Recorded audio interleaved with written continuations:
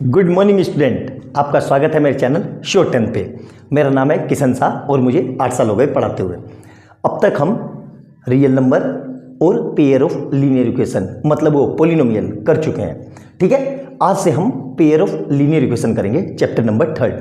जो लोग चैनल पर पहली बार आए हैं उनको ये बता दूं कि इससे पहले अब तक मैं रियल नंबर के 15-16 और एक पूरी वन शॉट वीडियो लगभग 6-7 घंटे की डाल चुका हूं, और पोलिनोमियल के भी लगभग मैंने 16 या 17 लेक्चर लिए हैं और एक वन शॉट लेक्चर डाल चुका हूं, जिसमें 6 घंटे 20 मिनट की है। मैंने सारे क्वेश्चन करवाए हैं, मतलब MCQ, case study, assertion reason और long question, short question, previous years.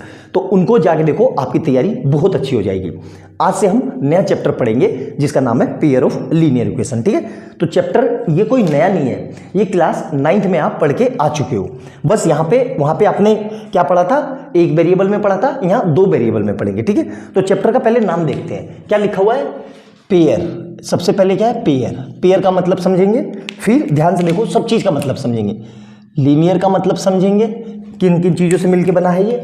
फिर इक्वेशन का मतलब समझेंगे कि इक्वेशन क्या होती है, और सबसे एंड में समझेंगे वेरिएबल्स क्या होते हैं। ठीक है, इन सब चीज़ों का मतलब समझेंगे। ठीक है, सबसे पहले हम समझते हैं इक्वेशन क्या होती है। ठीक है, ध्यान से। ठीक है, इक्वेशन। ठीक है, इक्वेशन का मतलब क्या होता है, आराम से। ठीक है, तो मैं इसको लिख देता हूं क्योंकि टाइम बचाना है, और फिर इसको करते हैं। पहले लिख देता हूं इक्वेशन होती क्या है। देखो, ये मैंने डेफिनेशन में लिख दी। क्या होता है equation, N algebraic expression. Algebraic expression हम पढ़ चुके हैं पोलिनोमियल में, जो लोग नहीं समझ पहली बार आए हैं वो ध्यान रखें। An algebraic expression with equal to sign is called equation. आई बात समझ में, मतलब ऐसा एल्जेब्रिक इक्वेशन जिसके इक्वल टू में कोई साइन हो तो उसको क्या बोलते हैं, इक्वेशन। आई बात समझ में, कोई दिक्कत यहाँ तक। जैसे एग्जांपल देखो, 4x = 8 या 3y - 5 = 7 या 3x + 2y = 10। यहाँ पे क्या है, इन दोनों में देखो खासियत देखो, इसमें एक वेरिएबल है x, इसमें भी एक ही वेरिएबल है, क्या है, y, और इसमें 2 वेरिएबल है x और y। ठीक है, तो आप क्लास 9th में पढ़ के आ चुके हो, बार बार रिपीट कर रहा हूँ, फिर बता देता हूँ। इसकी स्टैंडर्ड फॉर्म क्या होती है लीनियर इक्वेशन की। चलो अभी जब लीनियर इक्वेशन पढ़ेंगे उसमें बताऊंगा स्टैंडर्ड फॉर्म क्या होती है। आई बात समझ में, तो इसको हम इक्वेशन बोलते हैं। और इसको सोल्व कैसे करते थे, देखो 4x = 8, तो यहां से x = 8/4, मतलब x = कितना आ गया, 2। मतलब 2 क्या है, 2 इसका एक, x = 2 इसका एक सॉल्यूशन है। मतलब जिसको हम इक्वेशन में पुट करेंगे तो मेरा आंसर आ जाएगा। जिसको हम इक्वेशन में पुट करेंगे तो मेरा आंसर आ जाएगा। आई बात समझ में, कोई डाउट यहां तक मेरे ख्याल से नहीं होना चाहिए, समझ में आ गया होगा। इसी तरीके से इसको सोल्व करेंगे तो क्या आएगा, 3y = 7 + 5, तो यहां से कितना आ जाएगा, 3y = 12, तो y = कितना आ जाएगा, 12/3, मतलब y = 4। मतलब y = 4 इसका क्या है, एक सॉल्यूशन है। आई बात समझ में, सर उसको कैसे सोल्व करेंगे, वहां तक अभी पहुंच रहे हैं। ये थी मेरी इक्वेशन। आई बात समझ में। अब दूसरी चीज क्या है, दूसरी हम पढ़ेंगे लीनियर इक्वेशन क्या होती है। ठीक है, तो हेडिंग डाल लो लीनियर इक्वेशन। ठीक है, लीनियर इक्वेशन। ठीक है, कि लीनियर इक्वेशन क्या होती है। आई बात समझ में, हर एक एक चीज को समझेंगे, फिर हम चैप्टर को समझेंगे। इसको लिख देता हूं ताकि आपका टाइम बचे। अब देखो लीनियर इक्वेशन क्या होती है। ठीक है, इफ द ग्रेटेस्ट एक्सपोनेंट और पावर। ठीक है, ग्रेटेस्ट एक्सपोनेंट और पावर अंडरलाइन कर लेना। इफ द ग्रेटेस्ट एक्सपोनेंट और power of a variable in an equation is 1, then the equation is said linear equation. जैसे यहां देखो, x की हाईएस्ट पावर कितनी है, 1। ठीक है, यहां पे देखो 4x की हाईएस्ट पावर कितनी है, 1, और 5 की y की कितनी है, 1। तो इसको हम क्या बोलेंगे, लीनियर इक्वेशन। आई बात समझ में, मेरे ख्याल से समझ में आ गया होगा, कोई समस्या नहीं है यहां तक। अब देखो ये मैं मिटा देता हूं, अब अगली हेडिंग देखते हैं हम जल्दी से। ध्यान से देखो, ये मैं मिटा देता हूं, आपको समझ में आ गया होगा। ठीक है, देखो क्या है अगली हेडिंग। अगली हेडिंग है मेरी linear equation. Linear equation in one variable. ठीक है, वन वेरिएबल। ठीक है, समझ में आ गया। अब देखो ये क्या होता है, ध्यान से देखो, इसको भी लिखते हैं, है ना, नोट डाउन कर लो इसको। अब देखो क्या कह रहा है, linear equation in one variable, ठीक है। इसका क्या मतलब है, देखो ध्यान से, an equation of the form ax plus B equal to zero. क्या लिखा हुआ है, किस फॉर्म में होनी चाहिए, ax plus B equal to zero या ax equal to B, where a and b are real number and a not equal to zero. a क्या नहीं होना चाहिए, जीरो। क्यों, देखो भाई, अगर इसको a को मैंने जीरो रख दिया तो जीरो मल्टीप्लाई एनीथिंग तो जीरो हो जाएगा। क्या जीरो b के बराबर हो सकता है, नहीं। तो a जीरो नहीं होना चाहिए क्योंकि ये लीनियर इक्वेशन बचेगी ही नहीं। आई बात समझ में। अब इसके बारे में हम पढ़ के आ चुके हैं। एग्जाम्पल देख लो, जैसे कि एग्जाम्पल लिखा मैंने, ये पीछे वाला एग्जाम्पल कि 4x इक्वल टू 8, तो यहाँ से x कितना आ जाएगा, 8/4, मतलब x इक्वल टू 2, ये हो गई। और दूसरी इक्वेशन देख लो, जैसे 3x माइनस 5 इक्वल टू 7, तो यहाँ से क्या हो जाएगा, 3x इक्वल टू 7 प्लस 5, मतलब 3x इक्वल टू 12, तो x इक्वल टू 4। आई बात समझ में। तो मतलब इस तरह की इक्वेशन को क्या बोलते हैं हम, linear equation in one variable. अब ध्यान देना, हमने क्लास 9th में अच्छे से पढ़ा था। क्या था, जैसे कि मैंने कोई इक्वेशन लिखी 3y इक्वल टू 6, तो यहाँ से y कितना आ गया मेरा 6/3, मतलब y कितना आ गया 2। तो इसको मैं ग्राफ में प्लॉट करता था इस तरीके से, याद होना चाहिए आपको। ये 1 y इक्वल टू 1 और y इक्वल टू 2 यहाँ पर आएगा ना, तो इसकी लाइन हमेशा किसके पैरेलल आती थी, x एक्सिस के, ऐसे। याद आएगी नहीं, ठीक है। तो कोई भी इक्वेशन जो इस फॉर्म में होगी उसकी लाइन हमेशा किसके पैरेलल आएगी, x एक्सिस के। आई बात समझ में, नोट डाउन कर लेना। और इसी का एक और एग्जांपल देखो, ठीक है, ये मिटा देता हूं मैं, ठीक है। ये आपको समझ में आ गया होगा, आपने लिख लिया होगा अच्छे से, कोई समस्या नहीं होनी चाहिए यहां तक, ठीक है। तो ये आ गया। अब जैसे मैंने यही लिख दिया, इसी को लिख दिया। देखो जैसे कि क्या लिखा मैंने, अब 3x इक्वल टू 6, तो यहां से क्या आएगा, x इक्वल टू 6/3, मतलब x इक्वल टू 2। इसकी लाइन कैसे होती थी, देखो ध्यान से, यहाँ आ गया मेरा 0,0, ये होता है 1, ये होता है 2, तो यहाँ पे ये बना के हम ऐसे लाइन खींचते थे। तो इसकी लाइन हमेशा किसके आती थी, किसके पैरेलल आती थी, y एक्सिस के। तो याद रखना, x इक्वल टू समथिंग जो भी होगा उसकी लाइन हमेशा y एक्सिस के पैरेलल आएगी, और y इक्वल टू समथिंग कुछ भी होगा उसकी लाइन x एक्सिस के पैरेलल आएगी। इसी को हम बोलते थे स्ट्रेट लाइन। क्या बोलते हैं, स्ट्रेट लाइन। मतलब लीनियर इक्वेशन का ग्राफ हमेशा कैसा बनता है, स्ट्रेट लाइन। आई बात समझ में। मेरे ख्याल से सारी बात बहुत अच्छे से क्लियर हो गई होगी, अच्छे से मैं आपको समझाने में कामयाब रहा हूंगा। अब नोट डाउन करो, अगला टॉपिक हम देखते हैं, linear equation in two variable, ठीक है। ये वन वेरिएबल है, टू वेरिएबल में क्या होता है। अब देखो नेक्स्ट क्या है, linear equation in two variable. इसका क्या मतलब है, देखो ध्यान से, an equation of the form, केस कौन सी फॉर्म है, ax plus B Y plus C equal to 0, या ax plus B Y equal to C equal to 0, where a b c are real number and a not equal to 0, ठीक है। a और b भी लिख लो, and b भी not equal to 0 is called, is की लिख ले, आर लिख लेते हैं, आर इज आएगा ना, एक ही है ना, इज आएगा, is cold linear equation in two variable. देखो इसमें दो वेरिएबल है, कौन कौन से, देखो ध्यान से, एक तो x है वेरिएबल और एक वेरिएबल y है, ठीक है। इसी तरीके से एक वेरिएबल x है और एक वेरिएबल y है। आई बात समझ में। तो इसी को, और यहाँ पे एक्सपोनेंट की हाईएस्ट पावर कितनी होनी चाहिए, 1। पावर कितनी है यहाँ पे, 1, यहाँ पे भी 1, यहाँ पे भी x की पावर 1, y की भी पावर 1, ठीक है। तो इसी को क्या बोलेंगे हम, linear equation in two variable. आई बात समझ में, मेरे ख्याल से समझ में आ गया होगा। अच्छे से नोट डाउन कर लो, एक एक पॉइंट में क्लियर करते हुए चल रहा हूं, इसको नोट डाउन करो। अब अगला देखते हैं क्या कह रहा है। अब देखो नेक्स्ट टॉपिक क्या है हमारा, सॉल्यूशन ऑफ एन इक्वेशन, ठीक है। कि इक्वेशन का सॉल्यूशन का क्या मतलब है, द वैल्यू और वैल्यूज ऑफ वेरिएबल और variables is used in equation which makes two sides of equation equal to the two sides of equation equal to the equation is called solution of the equation, ठीक है। Definition नहीं समझ में आई, कोई बात नहीं, परेशान मत हो, एग्जांपल से समझ लो। जैसे कि यहाँ देखो, इसको मैंने सोल्व किया तो क्या आ जाएगा, 2x इक्वल टू 10 प्लस 4, मतलब 2x इक्वल टू 14, तो x इक्वल टू 7, मतलब x इक्वल टू 7 रखने पे क्या ये दोनों बराबर हो रहे हैं? देखो तो 2 इंटू 7 माइनस 4 इक्वल टू 10, मतलब कितना आएगा? 14 माइनस 4 इक्वल टू 10, और 10 इक्वल टू 10, क्या ये बराबर होता है? बिल्कुल होता है। आई बात समझ में? मतलब क्या हुआ? x इक्वल टू 7 इसका एक सोल्यूशन है। आई बात समझ में? यहाँ पे देखो इसको सोल्व करते हैं, तो इसको अभी फिलहाल याद रख लो। यहाँ पे अगर मुझे 6 लाना है तो मुझे x इक्वल टू 3 रखना होगा और y इक्वल टू 2 रखना होगा। आई बात समझ में?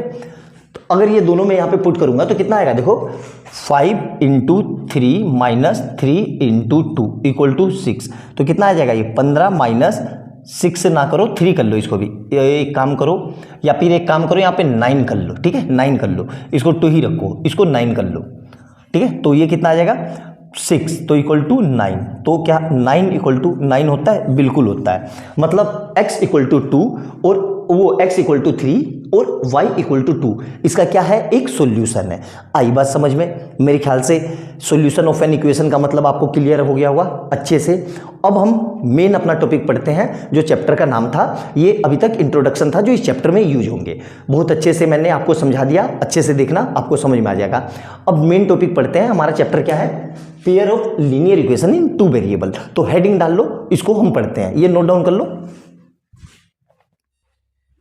अब देखो हमारा अगला टॉपिक, जो चैप्टर मेन चैप्टर है, pair of linear equation in 2 variable. अभी तक जितना पढ़ा है वो इंट्रोडक्शन था। 2 linear equation of the form याद रखना, फॉर्म क्या है ध्यान से देखो। फॉर्म है हमारी ax plus B Y plus C equal to 0, और क्या है? ax plus B Y equal to C, है ना? ax plus B Y equal to C taken together forms of pair of linear equation in 2 variable. मतलब दोनों को देखो, ये पहले वाले की तरह है, देखा ध्यान से देखो, इसी फॉर्म में है ना, यहाँ पे बस प्लस है, चलो इसको प्लस कर लो, आपको कंफ्यूजन हो तो इन दोनों को प्लस कर लो, ठीक है। इसी फॉर्म में है ये वाली देखो ध्यान से, ये वाली इस फॉर्म में है, और इस वाली को देखो, ये वाली इस फॉर्म में है। एक ही ax ये क्या लिखा हुआ है? ये रहा, जहां पे कुछ ना हो वहां 1 होता है, चलो 1 भी हटा दो कोई बात नहीं। x ये कुछ ऐसा ऐसा है, चलो एक काम कर दो, इसको 1 ही कर लो, ठीक है। a की जगह कितना आ रहा है? 1, x की जगह x, b की जगह 2, y की जगह y, और c की जगह 3 इस वाले में। और इस वाले में क्या आ रहा है? a की जगह 2, x की जगह x, b की जगह यहाँ पे भी कुछ नहीं है तो 1 लगा लो, b की जगह 1, और y की जगह y इक्वल टू 5। यहाँ पे प्लस है, यहाँ माइनस है, बस ये डिफरेंस है। तो इसको हम क्या बोलते हैं? Pair of linear equation in 2 variable. आई बात समझ में? मेरे ख्याल से समझ में आ गया होगा। ये था हमारा पूरा अब तक का चैप्टर क्या है। अब इसके हम सॉल्यूशन देखेंगे, क्या? Pair of linear equation in 2 variable, किसको सोल्व कैसे करते हैं। आई बात समझ में? तो इसके अब हेडिंग डाल लो, नेक्स्ट की solution of linear equation in 2 variable, heading डाल लो, फिर इसको करते हैं। अब देखो solution of linear equation in 2 variable समझने से पहले हमें यह समझना होगा कि कंसिस्टेंट और इनकंसिस्टेंट का मतलब क्या होता है। ध्यान से देखो, अ system of simultaneous linear equation, simultaneous मतलब 2 लीनियर इक्वेशन, या एक भी ले सकते हो, एक से भी हो जाएगा, ठीक है। वैसे 2 से ही होगा, एक से नहीं होगा, है। A system of simultaneous linear equation is said to be consistent if it has at least 1 solution, उसका कम से कम एक सॉल्यूशन हो। एग्जांपल से समझो, जैसे कि मैंने क्या लिखा, ध्यान से देखो कि 2x माइनस 4 इक्वल टू 10, तो यहां से कितना आ जाएगा? 2x इक्वल टू 10 प्लस 4, मतलब 2x इक्वल टू 14, तो x इक्वल टू 7। मतलब पूरी दुनिया में जितने भी रियल नंबर है उसमें सिर्फ 7 ही एक ऐसा नंबर है जो इसको सेटिस्फाइड करेगा, और कोई नंबर सेटिस्फाइड नहीं करेगा। आप चाहे घर पे करके देख लेना। आई बात समझ में? तो इसको बोलेंगे कंसिस्टेंट। क्यों? क्योंकि इसका एटलीस्ट एक सॉल्यूशन है। आई बात समझ में? कि इसका एक सॉल्यूशन है। अब इसी में देखो एक और दूसरा देखते हैं, क्या? जैसे ये लिख लिया मैंने, ठीक है। क्या लिखा मैंने? कि इनकंसिस्टेंट सॉल्यूशन, ठीक है। इनकंसिस्टेंट देखो, एटलीस्ट का मतलब समझो कम से कम है, एक से ज्यादा भी हो सकता है। जैसे मैंने लिखा 2x plus 4y equal to कितना हो गया? 40। तो यहां पे देखो एक से ज्यादा, अगर मैं x को 10 रख रहा हूं और y को 5 रख रहा हूं तो मेरा काम हो रहा है, बिल्कुल हो रहा है। आई बात समझ में? तो इससे मेरा एक सॉल्यूशन आ जाएगा। दूसरा देखो, दूसरा सॉल्यूशन क्या है कि अगर मैं x को क्या रख रहा हूं मैं 7 चौक 28 और 7 दूनी 14 12, तो x को अगर मैं 6 रख रहा हूं और y को मैं 7 रख रहा हूं तो भी मेरा सॉल्यूशन मिल रहा है। देखो ध्यान से यहां पे रख के देखो, 10 2 10 20 और 4 5 20, तो 20 + 20 40 और यहां रखो 12 + 28 40 हो रहा है ना, तो ये भी एक सॉल्यूशन है। तो ऐसे कई सारे सॉल्यूशन मिलेंगे।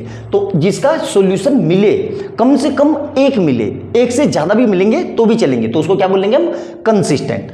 इनकंसिस्टेंट क्या होगा? देखो ध्यान से, देखो अ system of simultaneous linear equation is said to be inconsistent if it has no solution। जैसे मैंने क्या लिखा, √3x minus y equal to 10 और क्या लिख लिया 2x ऐसे लिख लो, √3x minus 2y equal to 20। ठीक है, अब इसको मैं सोल्व करूंगा तो इसका कोई सॉल्यूशन नहीं आएगा, ऐसा कोई भी नंबर नहीं है जो इसको सेटिस्फाइड कर दे। आई बात समझ में? तो बहुत अच्छे से समझना, बहुत ही प्यारा, बहुत जबरदस्त क्वेश्चन है, बहुत प्यारा कंसेप्चुअल कंसेप्ट है इसमें कि कंसिस्टेंट का मतलब क्या होता है और इनकंसिस्टेंट का मतलब क्या होता है। अच्छे से समझ में आ गया होगा। अब अपनी हेडिंग डाल लो, system of linear equation in 2 variable के सॉल्यूशन कितने तरह के हैं। तो इसको नोट डाउन कर लो, अगला वो करते हैं हम, नोट डाउन कर लो इसको। अब हम देखेंगे सॉल्यूशन ऑफ लीनियर इक्वेशन को कैसे सोल्व करते हैं। ठीक है, ध्यान से, तो हेडिंग डाल लो, solution of linear equation in 2 variable. ठीक है, 2 वेरिएबल। ठीक है, अब इसको सोल्व कैसे करते हैं? 2 मेथड होते हैं इसके। ठीक है, ध्यान से समझना, 2 मेथड कौन कौन से, ध्यान से ऐसे बना लेना जैसे मैं बता रहा हूं। ठीक है, तीर बना के। पहला मेथड क्या होता है? Graphical method. पहला होता है ग्राफिकल मेथड। ठीक है, और दूसरा होता है अलजेब्रिकली मेथड।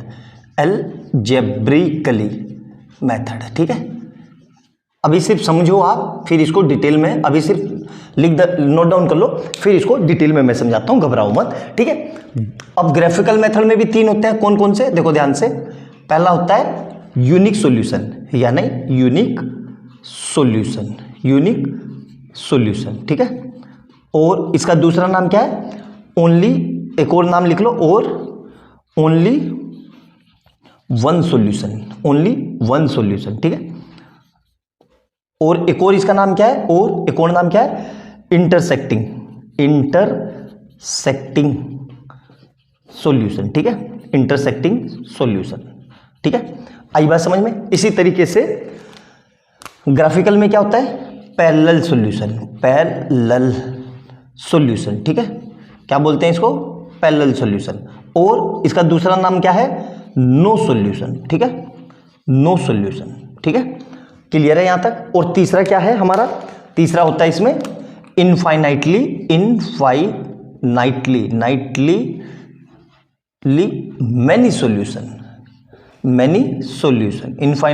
Many solution. ठीक है, और इसका दूसरा नाम क्या है? Coincident solution. ठीक है, कोइंसिडेंट सॉल्यूशन।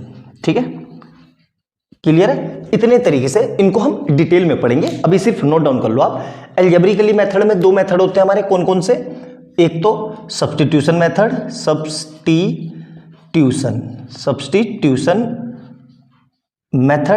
ठीक है, सब्स्टिट्यूशन मेथड्स। ठीक है, और दूसरा क्या होता है? यहां पे थोड़ा तीर ऐसे बना के लिख लो, एलिमिनेशन मेथड। ठीक है, एलिमिनेशन मेथड। क्लियर है यहां तक? मेरे ख्याल से समझ में आ गया होगा अच्छे से, एक एक पॉइंट अच्छे से। ठीक है, सबसे पहले इन तीनों को पढ़ेंगे, ठीक है, फिर उसके बाद उन दोनों को पढ़ेंगे। इन 5 सॉल्यूशन पे ये पूरा चैप्टर टिका हुआ है। अच्छे से समझ में आ गया होगा मेरे ख्याल से, बिल्कुल अच्छे से, जैसे मैंने चार्ट बनाया वैसे ही लिखो, वैसे ही हम सोल्व करेंगे अच्छे से। अब हेडिंग डालो आप, यूनिक सॉल्यूशन। ठीक है, यूनिक सॉल्यूशन को पढ़ते हैं, एक्चुअली में होता क्या है, नोट डाउन कर लो आप। अब देखो जो हमने पढ़ा यूनिक सॉल्यूशन पैरेलल सॉल्यूशन और नो सॉल्यूशन, उसका ग्राफ कैसे बनता है, ठीक है, ध्यान से देखना। तो अभी ग्राफ समझ लो बनता कैसे है, इसको डिटेल लेक्चर में इसके बाद बताता हूं। अगले एक एक करके एक एक टॉपिक को हम अच्छे से पढ़ेंगे, बिल्कुल ग्राफ बनाएंगे उसका और उसको समझेंगे कैसे हो रहा है, ठीक है। तो यूनिक सॉल्यूशन का ग्राफ देखो, हमें पता है, ये हमने पढ़ा है एक्स एक्सिस और वाई एक्सिस, ठीक है। तो ये होता है मेरा क्या, ये होता है मेरा प्लस वाई, ये होता है माइनस एक्स, ये क्या होता है प्लस एक्स, और ये क्या होता है माइनस वाई। सिमिलरली इसी तरीके से ये भी, यहाँ पे भी एक ग्राफ बनेगा, ये कार्टेशियन प्लेन, ठीक है, plus Y minus X minus Y plus X, ठीक है। और तीसरा देखो ये है, ये क्या है मेरा, देखो ध्यान से देखो, माइनस एक्स प्लस एक्स और ये प्लस वाई और ये क्या है माइनस का वाई, ठीक है। अब ध्यान से देखना इसके ग्राफ बनते कैसे हैं, ठीक है। मैं तीनों को अलग अलग पेन से बना के दिखा रहा हूं ताकि आपको समझने में दिक्कत ना आए, ठीक है। यूनिक सॉल्यूशन का ग्राफ हमेशा एक दूसरे को इंटरसेक्ट करेगा, मतलब एक लाइन कुछ इस तरीके से आएगी, ठीक है, और एक लाइन कुछ इस तरीके से जाएगी, इस तरीके से। तो इन दोनों ने एक दूसरे को कहाँ कट किया, यहाँ देखो, यहाँ पे एक दूसरे को कट किया ना, इस वाले को यहाँ पे, ये तो ये इस यूनिक सॉल्यूशन है जहाँ पे इन्होंने दोनों ने एक दूसरे को कट किया। ये वाली जो इक्वेशन है मेरी, ये रेड पान वाली, इसको लिखेंगे हम a1x plus b1y plus c1 equal to 0 से, और इस हरे वाली को कैसे लिखेंगे, a2x plus b2y plus c2 equal to 0 से। क्लियर है यहाँ तक? ये था मेरा यूनिक सॉल्यूशन। पैरेलल सॉल्यूशन को कैसे लिखेंगे, ध्यान से देखो, पैरेलल सॉल्यूशन का ग्राफ कुछ ऐसे आएगा, इस तरीके से, ये आ गया एक लाइन और इसी के पैरेलल ये दूसरी लाइन, इस तरीके से, ठीक है। ये किसी भी उसमें आ सकता है, मतलब ऐसा नहीं है कि ये फर्स्ट क्वाड्रेंट में है, ये सेकंड में भी आ सकता है, थर्ड में भी आ सकता है, फोर्थ में भी आ सकता है, सेकंड और फोर्थ में भी आ सकता है, वो फर्स्ट और थर्ड में भी आ सकता है, सेकंड और फोर्थ में भी आ सकता है ना, किसी में भी आएगा, लेकिन आएगा कैसा, पैरेलल। आई बात समझ में?